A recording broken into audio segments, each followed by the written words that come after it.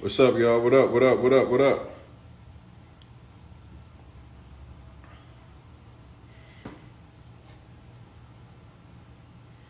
What's up, family? What's up, everybody?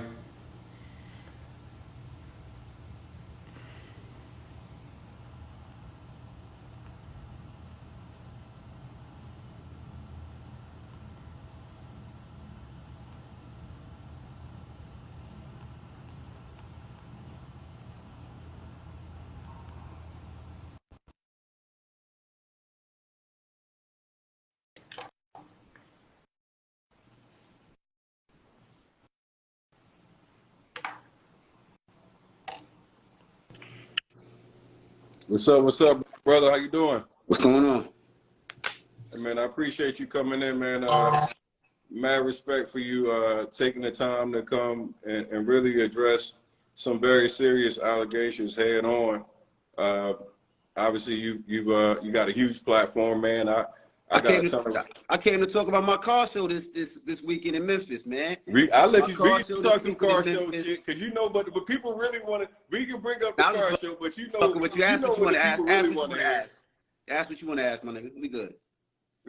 But tell us about the car show. Let's talk Now about I'm the just car show, man. messing Memphis. with you. I'm just messing with Come you, on, man. let's Car talk show this about. weekend. Let's give you the We do the plug on the car show. car Car show show. tickets are selling. We ain't got to worry about that. Let's talk about what you want to talk about. Well, first I want to say, I seen the live that you did, and I thought it was whack. First of all, and I'm gonna tell you why I thought it was whack. And you can ask me whatever you want. All right, let's go. And the reason I thought it was whack is because you know me. You've been to my seminars. You spoke on I think a seminar or two. No, To I sit. never spoke. You never spoke, but you've been to a seminar or two, and you know that we did those seminars to teach people how to do real estate and to encourage people how to do real estate. So the fact that you said it was trash was kind of weak, especially when you know my number. We just spoke many times. But I get what you're doing. But I told you earlier on the phone, because we spoke a couple of times. I said, me and you, we alike in certain ways because we like to expose the fake shit. And that's one thing I say. I don't like when people take advantage of our people. But go ahead, ask away. Let's go. No, man. First off, man, I've never been at one of your events as a speaking capacity, but I came to the big event that you had at the Jaffe, which I said on the live. I said, "Yo, first off, you packed that bitch out."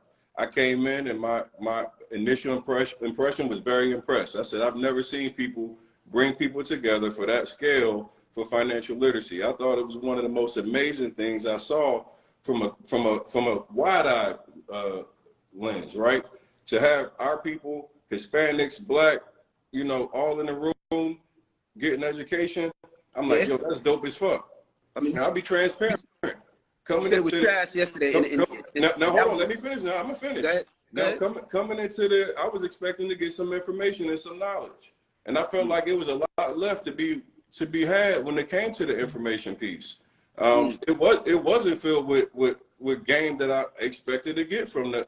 It was more like, hey, here's who I go where I find my websites at. Here's where I go to get hard money lenders. But it wasn't real estate knowledge. And here's my problem with a lot of these situations is that very big platforms like yourself, man, like so many people respect your platform. You are a celebrity. You got millions of people that listen to you on a daily basis. You got a partner of yours who is accused of some very serious allegations. Millions of dollars have been alleged to be scammed at this point, right? I want to ask you first and foremost, when we start looking at these events, which starts becoming a marketing funnel, right? People start now coming into mentorships. They come to these events to be able to get game. But then most of these events, there's that same thing that you talked about that you don't like, the upsell. See, because I pay attention, right? You had a major problem with people who had live events and then they didn't teach much information, and then they do these upsells for higher mentorships, et cetera, investment opportunities. Well, it seems as if that's what's now happened with you and Caesar, because now you're hearing the same exact thing that you said that you didn't like, which was these very outlandish prices as far as mentorships and plus $1 million plus people saying they've been defrauded out of money. So I'm looking at you and I'm saying, hey, you got a large platform. How are you any different than with the people that you said you didn't like, the Okay. other people that were frauds? Well, For anybody that hasn't been to my seminars, the reason we created these seminars was because we wanted to teach people about real estate and get them into real estate without spending $10,000 like a lot of these seminars were doing. My whole idea was if you have $10,000, I'd rather you use that $10,000 and try to put it into a house, a property, or whatever it may be. So, you know, my real estate thing, you say you didn't learn. I mean, hey, that's you. But the seminar, what we did was we brought people to the seminar that they would need. I brought auction.com, which is a site where people go to get properties from, and it taught them how to go on that property to buy properties. They didn't have to pay for that. I brought Matt, I don't even know what Matt's thing is, Matt the lender. And what Matt did, Matt helped people get loans, talked about FHA, talked about property without paying extra. We had hard money lenders there that told people about hard money lenders and how to get hard money lenders. We had a credit repair. That was a guy that helped people fix their credit. We had people who do wholesale, which I don't do wholesale. I can't explain wholesale, but we had somebody there to break down what wholesale was and how to get it done. Now, all those pieces of people explaining that, niggas usually would have to pay money for that, but it was all free. There was never an upsell. There was no, well, to learn this information, you have to do this. There was never an upsell in any of my thing. The only thing that was ever sold was some t-shirts that said landlord, trap lord. And that's anybody that's been on any of my seminar. There was no upsells. We didn't upsell shit. There was not an upsell. There was nothing that you can buy then at any of my seminars. So the upsell thing, well, there was no upsell. So there was nothing that you can buy. Now, has anybody ever gave me $1, a dime, a nickel, a quarter, $100, $1,000, $100,000, or $500,000, or $1 million? Not one person. Because I'm making my business not to take money from nobody. And there's nobody on this live, and there's nobody in here that could ever say Envy, they gave Envy $1. I done helped everybody get homes. I done helped over 1,000 people get into homes. And that's celebrities, from Terrence J to Sean King to so many different people get houses, to regular people get into a house using FHA credit or regular loans. And when they say, Envy, let me give you something, I'm like, I don't need it. Because I honestly did this to help my people. And there's not nobody else that can say that they did. No, nobody. Hey, now, many investors trusted your business partner based off your relationship, right? I'm glad that you said that. So now, and I want to ask you a question. Like, as a public figure, how do you feel your responsibility for like your actions and his actions, and how does your professional view on all that play a part? Okay, how do you feel like what do you feel like your part is in this? I love that question. This is the thing. I have many different partners. I got partners that own water. I got partners when it comes to real estate. I got partners when it comes to clothing lines. I got partners when it comes to many different things. Many different things. So let me ask you a question. Me and you own a barbershop, right? The barbershop does well. On the side, you're a pedophile, and I don't know you're a pedophile. Are they going to say DJ Envy's partner is a pedophile and I knew about it? No, nigga, I didn't know what you did on the side or what you was doing. Not to say that even Caesar was doing anything right or wrong, because I honestly don't know. That's between them and whatever happened. But did I say, here, take this money and give it to this person or do this with this money? I never did.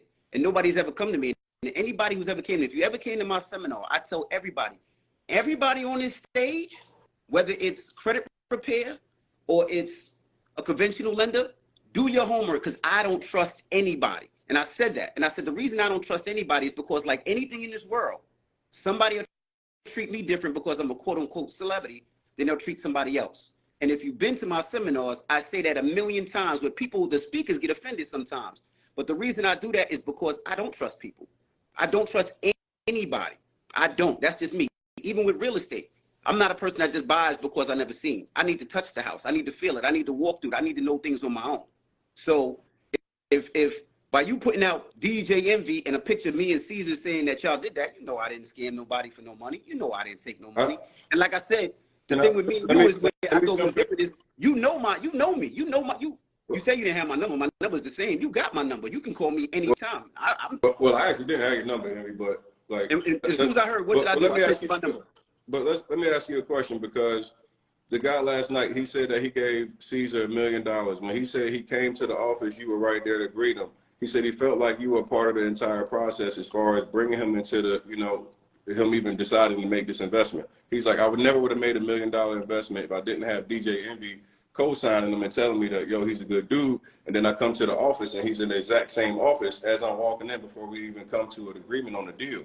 So how do you feel like you play a part in that when an investor feels like, hey, my investment decision is based off the fact that I'm watching you sit in the same office with this guy, right? This guy said he was on his deathbed. He got $1 million lawsuit from a multi-million-dollar lawsuit from almost dying. He invests his money with Caesar and he's been chasing his money. Now you telling me because I'm in the same office with somebody doing my car show business and somebody's in another office building, another office spot doing something else that I know what he's doing in that office space. And I greet everybody that comes in the office. You know why? Because that's what my mom taught me to do because I'm a respectful, kind person. I don't care if you're young, if you're old, if you're black, if you're white, if you're Spanish. If you walk into my office, I look everybody in the eye and I say hello. And the reason why I do that is because 9 times out of 10, I got a couple $100,000 car outside and I want to see who's coming in and out my office. Now, if you go into another office and have a conversation with somebody and you decide to do whatever you want to do, that has nothing to do with envy. If Envy said, do this because I said it's cool, that's a different story. If you see Envy's name on the contract, that's a different story. But now it seems like you're fishing for things that put me involved. Just because I'm in the office with somebody else doesn't mean that me and that person is doing anything with each other. Well, doesn't mean I'm co-signing anybody.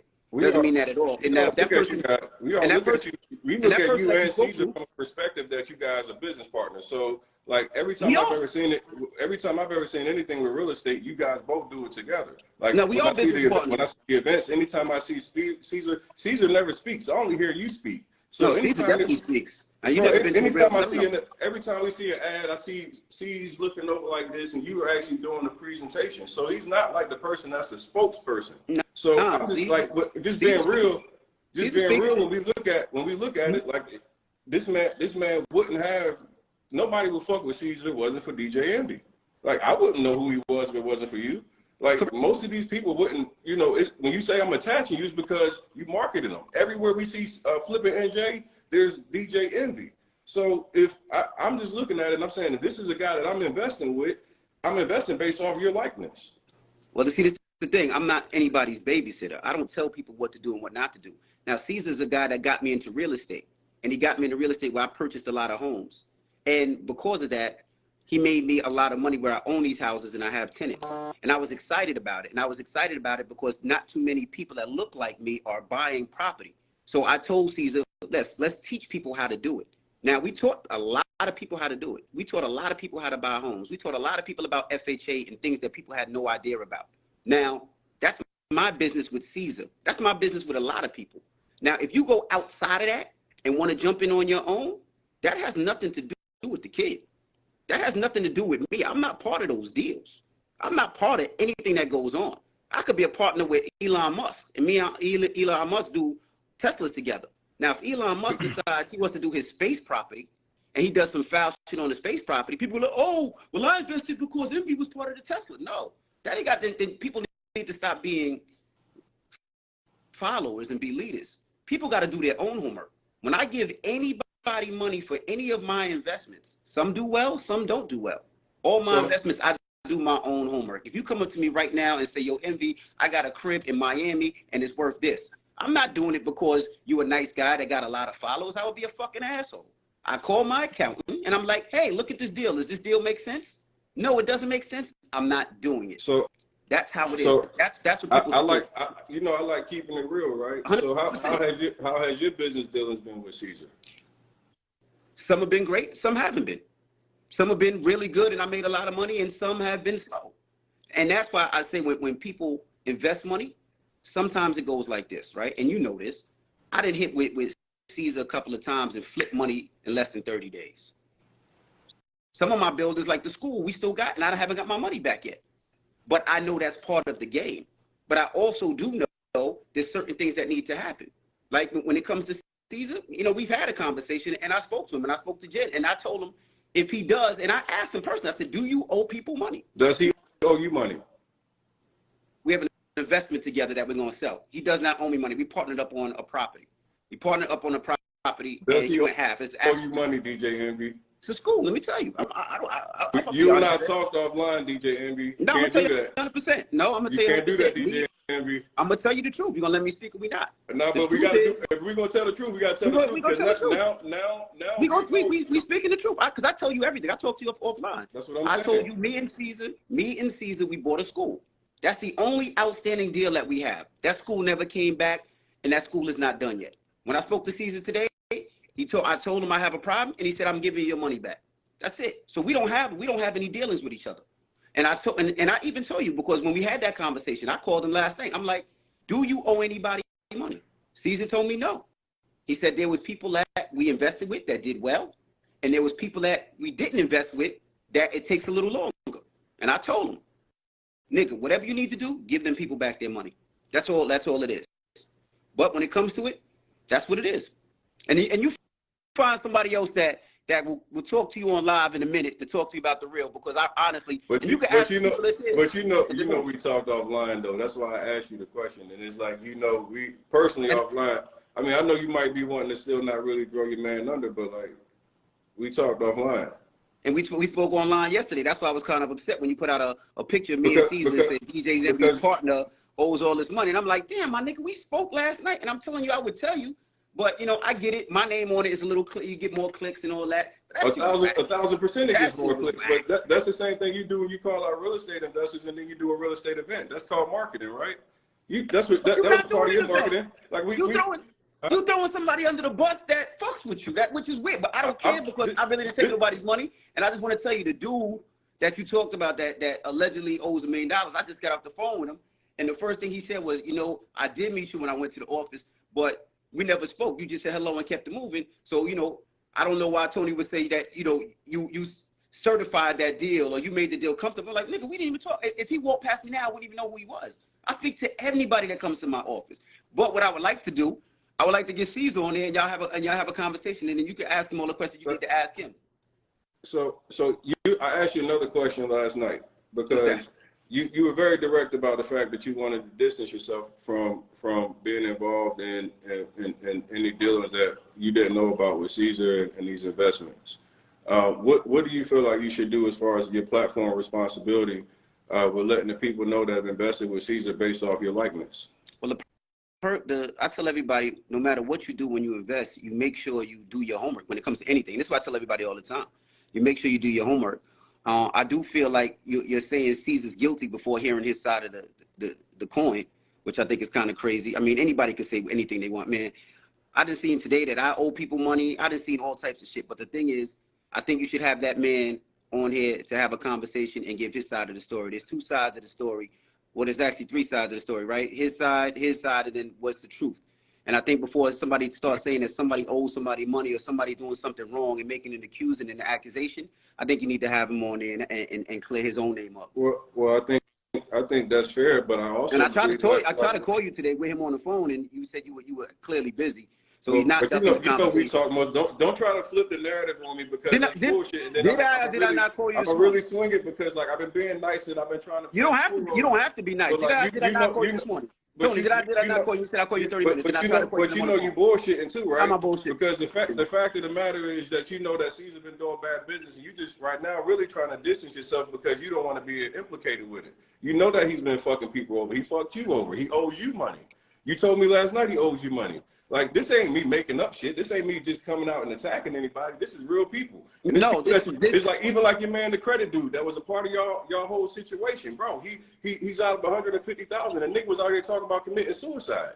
See, you can't play me like I'm the nigga that's just clout chasing or doing some bullshit. I'm really talking about people. Credit dude called me talking about he's in fear of his life. Like he's like, yo, I'm in fear of my life, and these niggas took my money.